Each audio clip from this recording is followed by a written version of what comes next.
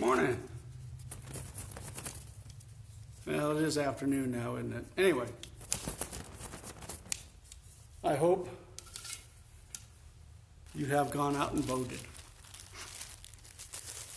I took Joanne out this morning and we went and I never knew them to do this before, but they came out to the car and brought her the ballot so she could vote and she wouldn't have to stand in an hour-long line.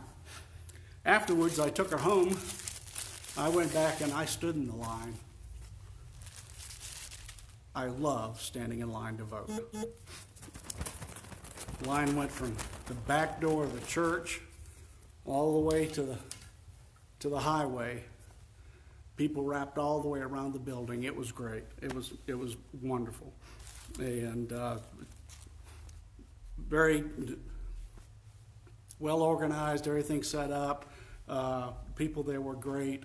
There were no instances of any problems that everybody's been predicting, and we got to practice the privilege that we have.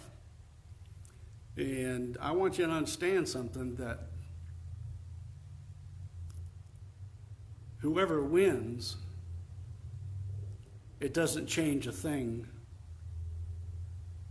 because we still know who's in charge. So if you're getting all antsy about it, well, I'm sorry, but I'm not. And so enjoy watching the news tonight. And I'm going to sit down and watch it for a while. I'd be danged if I'm going to stay up all night waiting for it, but I'm going to stay up till 8. Late, not 8.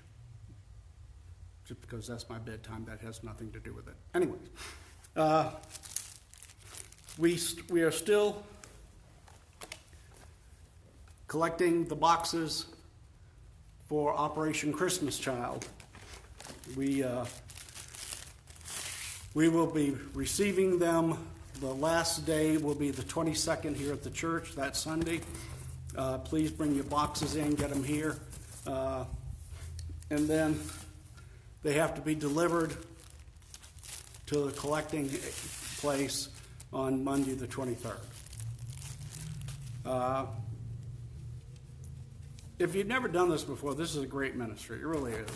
And it's just an opportunity to do something that nobody's going to know about. And it seems so often that people are doing things because somebody will know and somebody will do something about it. And they'll never know who you are. You'll never know who got it. And I just think that's cool. So we've got boxes unfolded that'll have to be folded here at the church. You can come by and pick those up. If you want to come for service, come on. We got plenty of space. And after church, I'll be sitting out front from 12 to 2 collecting non-perishable food items for the Forest Food Bank. And I encourage you to continue to participate in that. It is such a blessing, again, to know that you're doing something and nobody's going to know it was you.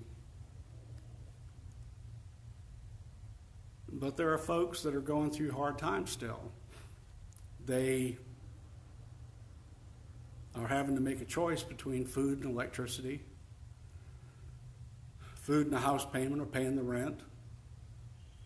So when you bring food items up here on Sunday morning, it is a blessing to them. And it just makes a difference. So I just want to encourage you, please help. Please help. There are a lot of folks that are doing this work. And hopefully Friday I'm going to try to live feed from the food bank when they're packing the boxes and passing them out without showing anybody and stuff like that. But participate. Now, you're probably wondering what I'm doing. This Veterans Day is next Wednesday, the 11th. This Sunday is the Sunday that we remember our veterans.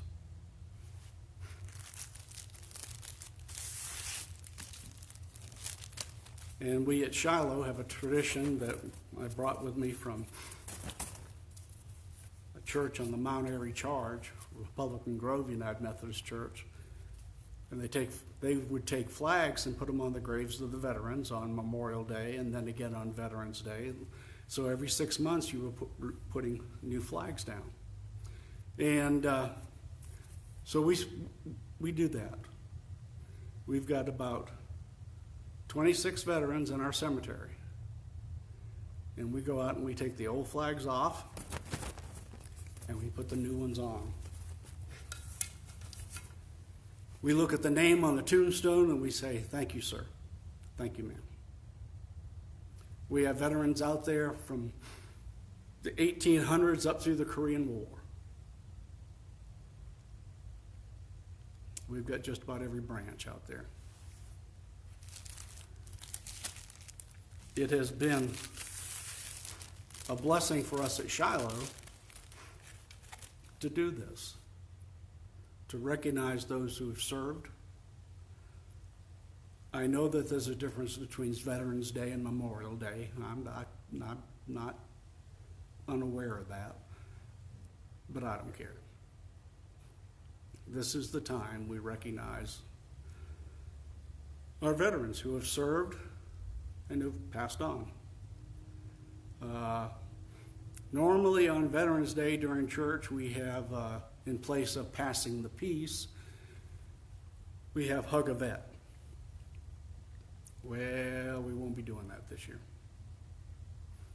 We may elbow bump a vet. I don't know, but whatever. When we did it in May for Memorial Day, we had a lot more flags than we had people in church. And actually in May, I don't think we had anybody in church. We had some folks show up. And if you'd like to come out and take a flag, you're welcome to do that. Take it out, take the old one off the grave, put the new one down. And just say thank you. We appreciate our veterans that are in our churches. We appreciate those who have gone on before us. For those who have served, they're part of that cloud of witnesses. I am unapologetically patriotic. And I really don't care who likes it or not.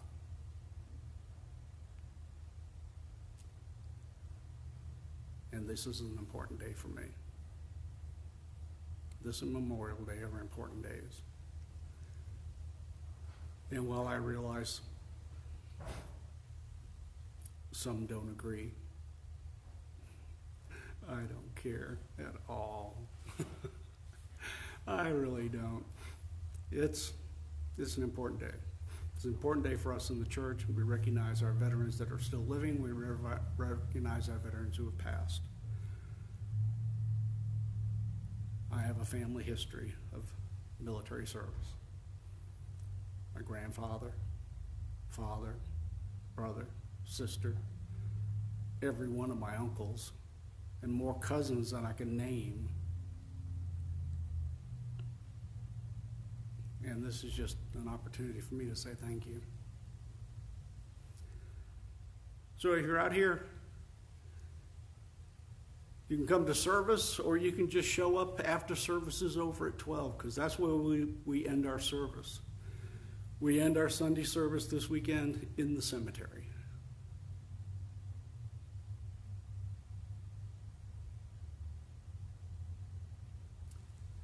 It's a cool thing. So we have practiced our privilege of voting that is secured by those who have served. We have an opportunity to be a blessing to people around the world, young children who will never know. And we have the opportunity to be a blessing to people in our own community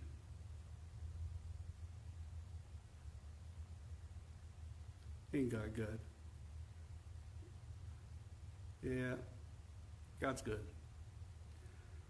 Y'all take care. Be safe. We'll see you in church when you're ready. Have a blessed day.